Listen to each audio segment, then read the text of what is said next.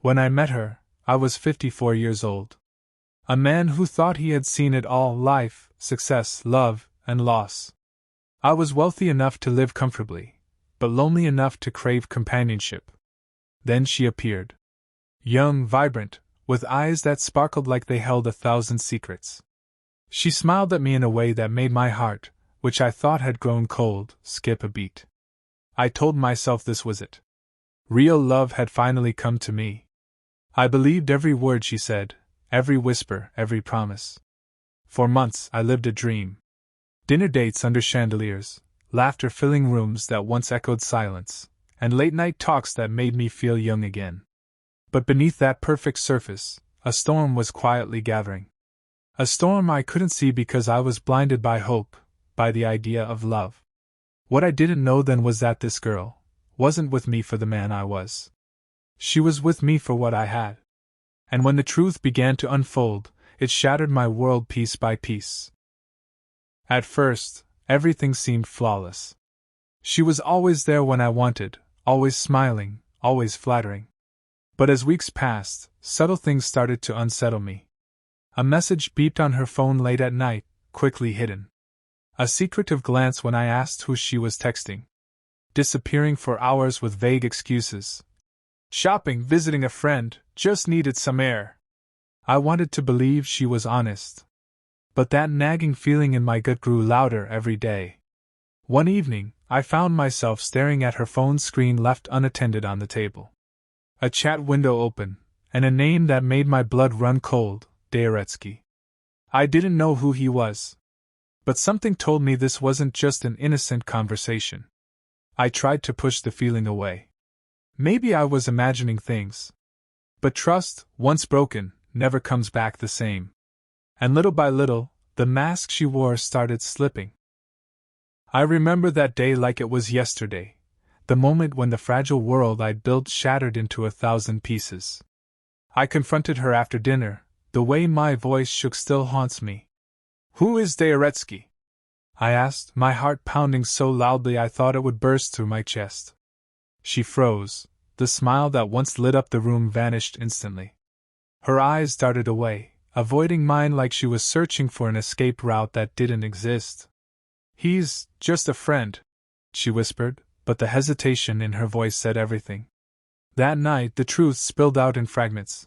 Lies tangled with excuses, half-truths coated in tears.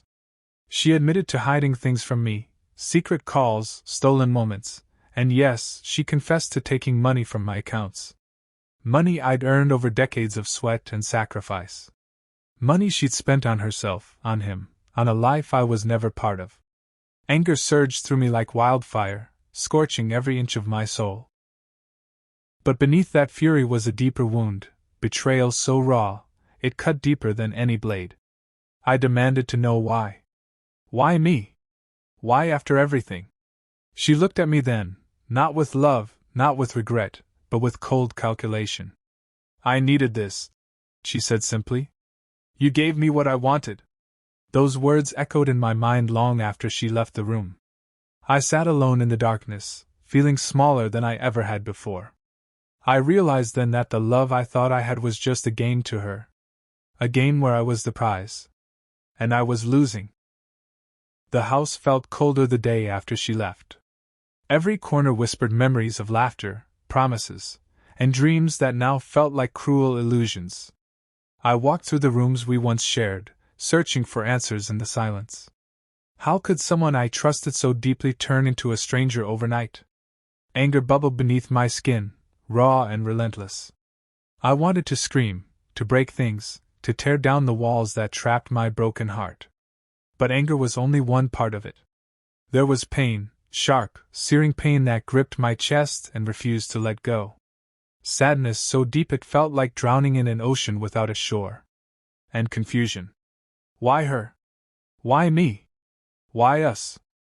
I replayed every moment, every smile, every touch, wondering where the cracks began, where I missed the signs. But some questions don't have answers. I was left with the fragments of a love that never truly existed, and the heavy silence of betrayal. Days blurred into nights. I was lost in a haze of memories and pain, barely able to focus on the world outside my shattered heart. But then something inside me stirred, a quiet voice that refused to be silenced. "You're stronger than this," it said. "You don't have to let her betrayal define you." I started small. A walk around the block. A phone call to an old friend. Each step felt heavy, but it was a step forward nonetheless. I refused to let anger consume me completely. I decided to take control of my life, my emotions, my future. It wasn't easy. Some days I wanted to give up, to sink back into the darkness. But the thought of losing myself was worse than the pain she caused. So I fought. Not for her. Not for us. But for me.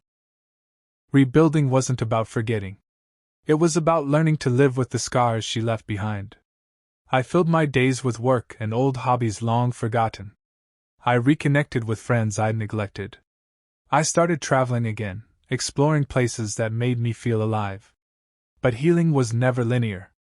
Some nights, the pain came rushing back like a tidal wave, sharp and suffocating. I wrestled with trust, wondering if I could ever open my heart again. Could I love without fear? Could I believe in someone else? These questions haunted me, but each day I chose to face them. Step by step, brick by brick, I built a new foundation beneath my feet. A foundation strong enough to hold whatever the future would bring. Just when I thought I was moving on, the past slammed back into my life like a freight train.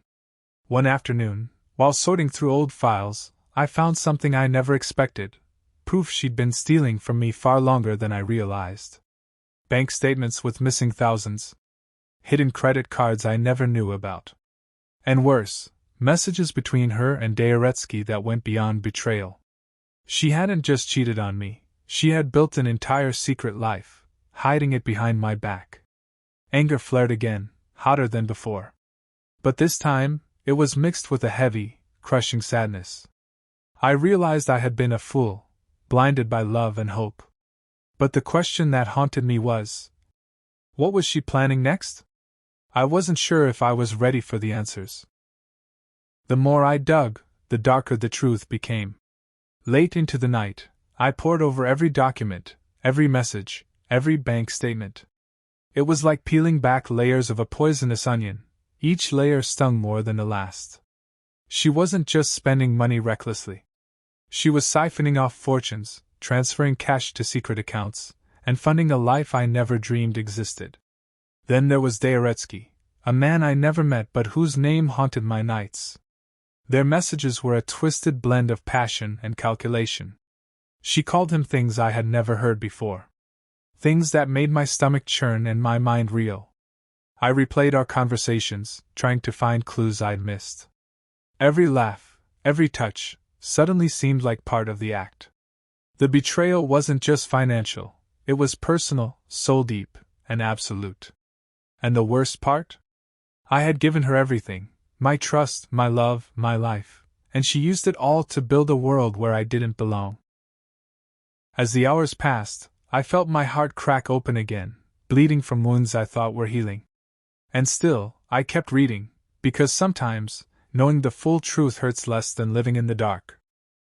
I never imagined the day I'd stand face to face with the man who'd stolen more than just my money, who'd stolen my trust, my pride, my peace. When I finally found him, Daoretsky looked calm, confident, the kind of man who knows he's untouchable. I didn't waste time with polite words. "Why her? Why my life?" I demanded, voice shaking with a mix of fury and hurt. He smirked, unbothered. "She wanted this," he said. "I just gave it to her." Those words hit me like a slap. No remorse. No guilt. I realized then that the enemy wasn't just my wife or this man, it was the illusion I'd lived in. The illusion that love was simple, that people were honest, that I was enough. Standing there, I felt smaller than ever. But underneath the shame and pain, something fierce began to grow, a fire I couldn't ignore. Because if they thought I'd disappear quietly, they were wrong. I was done being the victim. After facing Daoretsky, I knew one thing for sure. I couldn't stay silent any longer. I started gathering everything, bank records, messages, witnesses. I hired lawyers, opened investigations, and prepared to fight not just for my money, but for my dignity. But it wasn't just a legal battle. It was a war within myself, between bitterness and forgiveness, between rage and healing. Friends warned me to let it go, to move on. But how do you move on when your world was built on lies? Every phone call, every text, every step reminded me of what I'd lost. But it also reminded me what I still had, myself. And I was determined to reclaim that, no matter what it took. The days that followed the confrontation were some of the darkest I've ever known. I woke up with a knot in my stomach, the weight of betrayal pressing down so heavily it felt like I was drowning. Every familiar corner of the house whispered reminders of her lies. The empty chair at the dinner table, the ghost of her laughter in the halls. At times, the pain was so sharp, so overwhelming, that I questioned if I could ever feel whole again. But slowly, painfully, I realized that healing wasn't about forgetting. It was about facing the truth head-on, no matter how brutal, and deciding that my life mattered more than my heartbreak. I started by reclaiming the things she tried to steal from me, my confidence, my sense of worth, my dreams for the future. I found solace in long walks at dawn, the cold air clearing my mind. I reconnected with old friends who reminded me of who I was before the nightmare. I poured myself into my passions.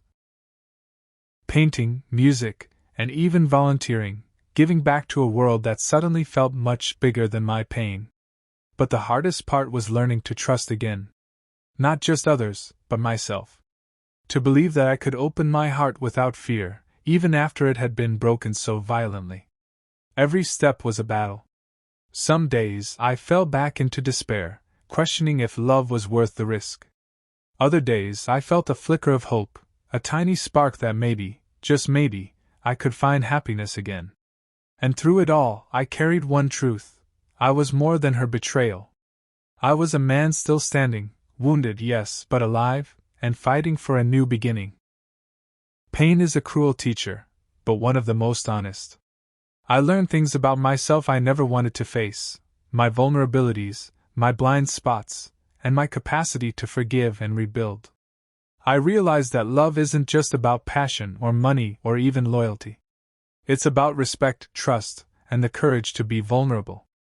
I understood that betrayal, as devastating as it is, doesn't have to be the end of the story. It can be a painful chapter, yes, but not the whole book. The hardest part was forgiving, not for her sake but for mine. Because holding on to anger only chained me to the past. I began to see that the greatest love I could ever have was the one I gave myself. And that was the foundation I needed to build my future. Just when I thought the darkness would never lift, something changed. A chance meeting. A kind word from a stranger. A moment of laughter that felt like the first breath of fresh air after a storm. I realized that life doesn't stop after betrayal. It moves forward, sometimes painfully slow, sometimes in leaps and bounds. I started opening my heart again, cautiously at first. Learning to trust small moments of joy, small connections that didn't demand more than I was ready to give. The wounds were still there, but they no longer defined me. I began to dream again, not about the past, but about what could still be. And with that hope came a promise. To never settle for anything less than I deserved. Hope was fragile, a delicate thread stretched taut between fear and desire. I met people again, stepped into the world with cautious optimism.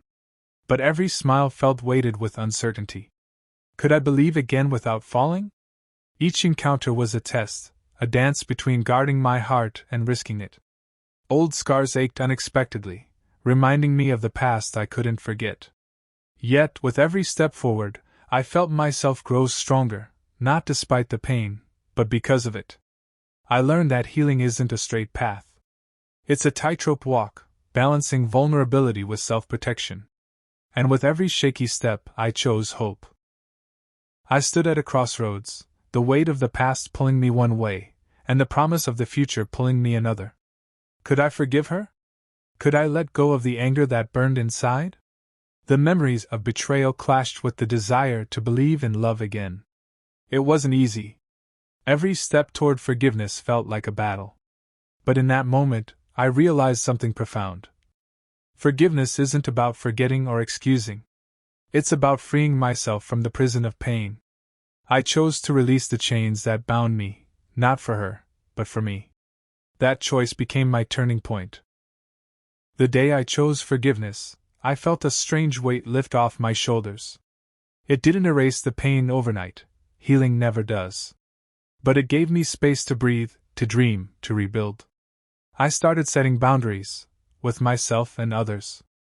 I learned to listen to my heart without fear. I embraced solitude not as loneliness, but as a chance to reconnect with who I truly am. Each day brought new challenges, but also new victories, small moments of peace and joy.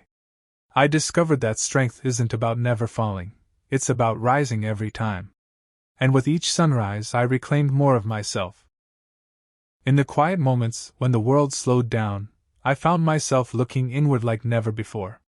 I reflected on what I had learned, about love, about trust, about my own resilience. Pain had stripped away the illusions, but it also revealed a core of strength I didn't know I had. I began to understand that every scar told a story, not just of loss, but of survival. Slowly, I started to rewrite my story, not as a victim, but as a man who chose to rise. And with that choice came peace, imperfect, fragile, but real. Just when I thought my heart had closed forever, life surprised me. I met people who saw me not as the man broken by betrayal, but as someone ready to live again.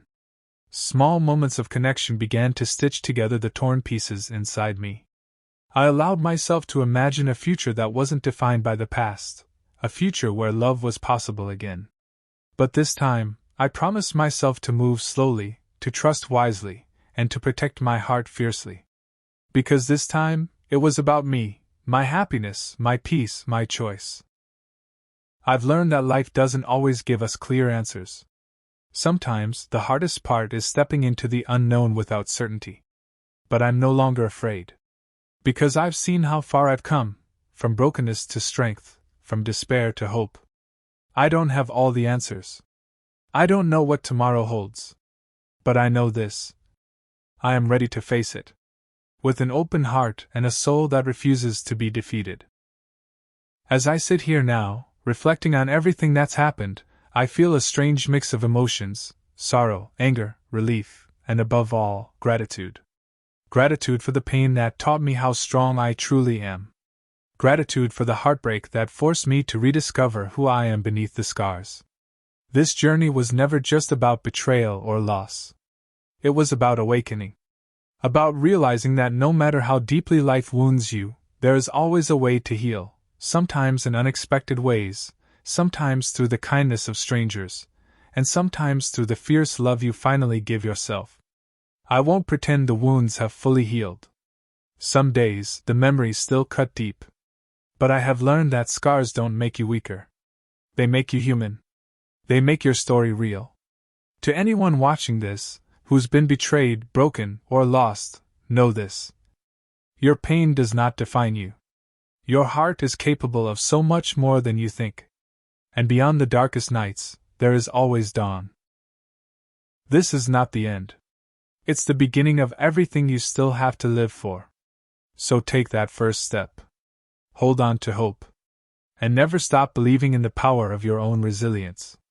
Because in the end, the greatest love story is the one you write for yourself.